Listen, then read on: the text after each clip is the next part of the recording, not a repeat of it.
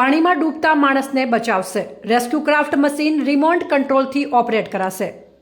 બનાસકાંઠા જિલ્લામાં આગામી ચોમાસાને ધ્યાને લઈ પાલનપુર નગરપાલિકાને સરકાર દ્વારા આપત્તિ સમયે લોકોના જીવ બચાવવા માટે એક બોટ અને રેસ્ક્યુ ક્રાફ્ટ મશીનની ફાળવણી કરવામાં આવી છે, જેમાં રેસ્ક્યુ ક્રાફ્ટ મશીન રિમોટ કંટ્રોલથી ઓપરેટ કરવામાં આવે છે, જે 1 કિલોમીટર સુધીના અંતરમાં કામ કરી શકે છે।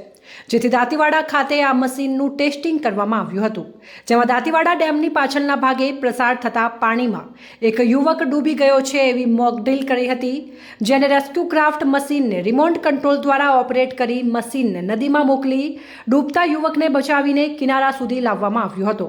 પાલનપુર નગરપાલિકા ફાયર વિભાગને ફાળવેલી બોટનું પણ ટેસ્ટિંગ કરવામાં આવ્યું હતું, જેથી આગામી સમયમાં ચોમાસામાં પૂર તેમજ નદીમાં ડૂબતા માણસને બચાવવા અને આપત્તિ સમયે લોકોના જીવ બચાવી શકાય તે માટે મશીનનું ટેસ્ટિંગ કરવામાં આવ્યું છે।